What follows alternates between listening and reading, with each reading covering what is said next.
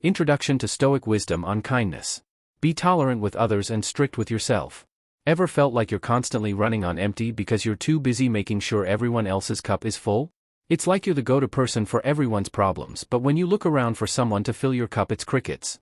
Sounds familiar, doesn't it? This is where we stumble upon an ancient truth, one that's been around since the times of Stoicism, yet it's as relevant today as ever. Stoicism isn't just about enduring pain or hardship, it's about finding the incredible strength that comes from knowing when to say no, when to prioritize yourself, and how to truly be there for others without losing yourself in the process. It's about mastering the art of not setting yourself on fire just to keep others warm. Intrigued? You should be, because today we're diving deep into how these ancient Stoic principles can revolutionize the way you approach kindness, generosity, and yes, even self-care. So if you've ever felt like you're giving too much of yourself away, or you're curious about how Stoicism can help you find a healthier balance, stick around, this one's for you. The only thing I ask of you is not to skip this video in any way. If you're here, consider yourself different from the majority. Consider yourself an exception. Now act like one and don't skip any part of the content. Picture this: you're the person everyone counts on, the one who always says yes to every request, favor, and plea for help. It feels good, right? Being the go-to person, the one who fixes everything for everyone. But here's the kicker: it's like you're giving away pieces of yourself bit by bit until one day you reach for something to give and find there's nothing left. Suddenly, when the tables turn and you're the one in need, you look around and realize you're standing alone. Why? Because you've given it all away. This is where the wisdom of Stoicism, imparted by thinkers like Marcus Aurelius, comes into play. He always emphasized the importance of self-care. He believed that we cannot be of service to others if we are not first taking care of ourselves. He would argue that our own well-being is the foundation upon which we can build our ability to help others. Without it, everything else crumbles. Let's use the analogy of two neighbors with gardens, which beautifully illustrates this point. One neighbor diligently tends to their own garden first, ensuring it's healthy and thriving. Because their garden is well maintained, they have an abundance to share with others.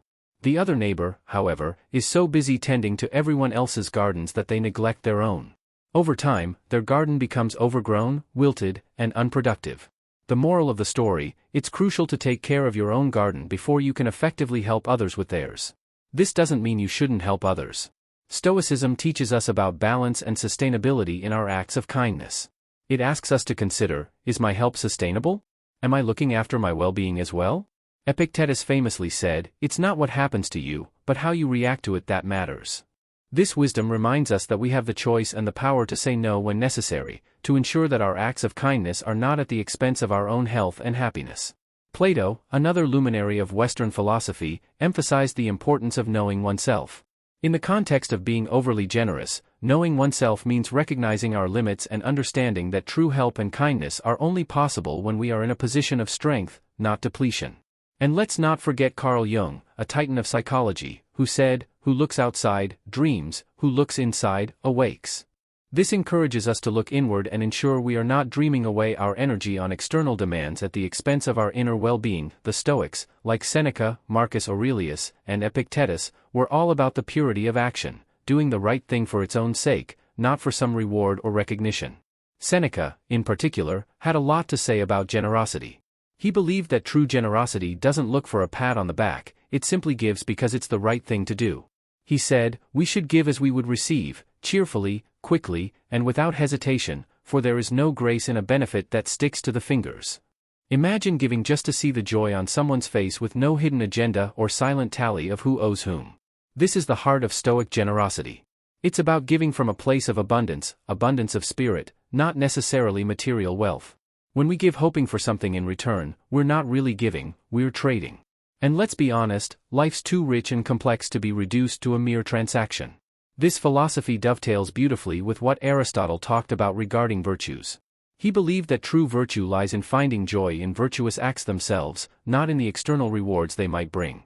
This aligns perfectly with the Stoic view on generosity. It's about finding joy in the act of giving, in the knowledge that you've made a difference, however small, in someone else's life.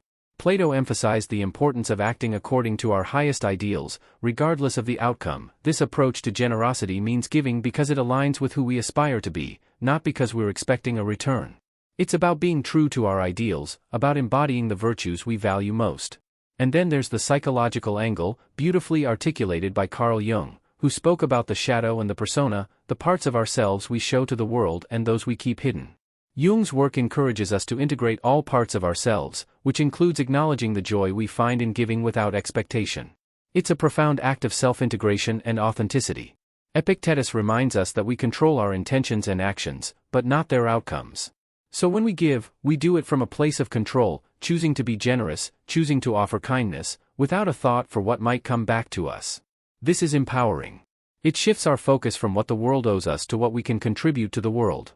So here's the thing, giving without expecting anything back is not just noble, it's liberating.